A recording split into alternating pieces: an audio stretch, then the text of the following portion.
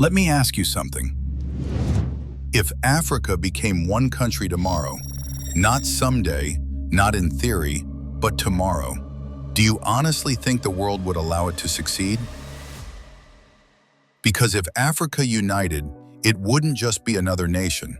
It would instantly become one of the most powerful forces on Earth. And power always attracts resistance. Africa was never designed to function as one. Its borders were drawn elsewhere, for interests that were not African. 54 countries, thousands of ethnic groups, dozens of currencies and armies, all stitched together by history, not cooperation. So when Africa decides to erase borders and act as one, this is not just unity. This is disruption.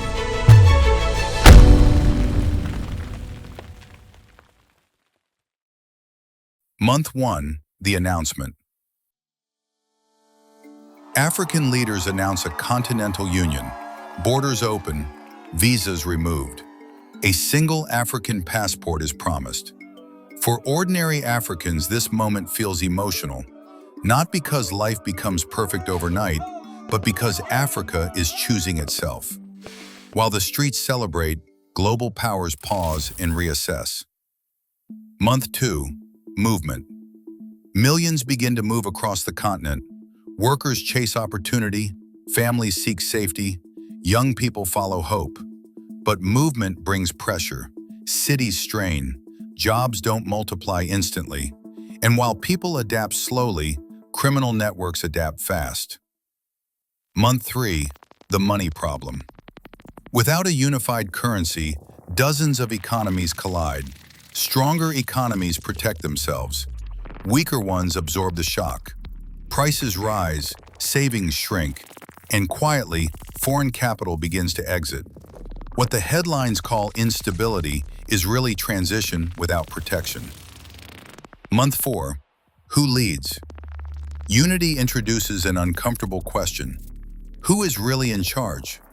Larger nations dominate discussions, while smaller ones fear being swallowed. In the background, foreign diplomats offer advice. Influence without fingerprints. Month 5, the streets respond. Frustration becomes visible. Protests erupt, some organic, some exaggerated, some manipulated.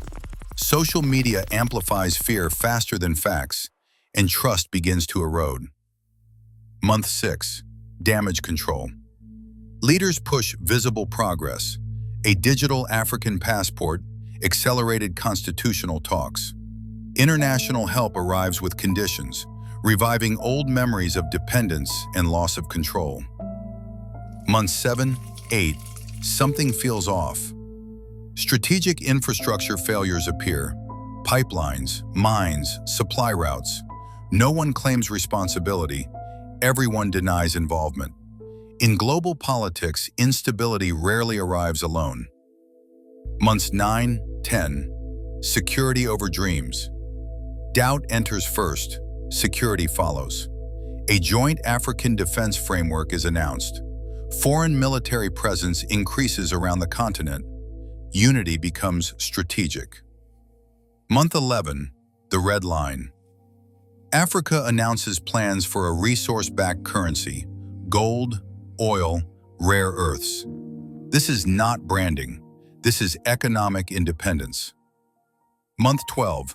1 year later, Africa remains standing, bruised, divided, but not broken. The dream survives, stripped of romance and filled with consequence.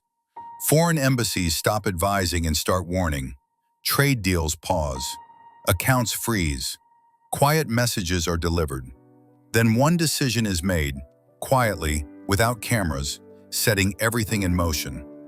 Year 1 was chaos. Year 2 is pressure.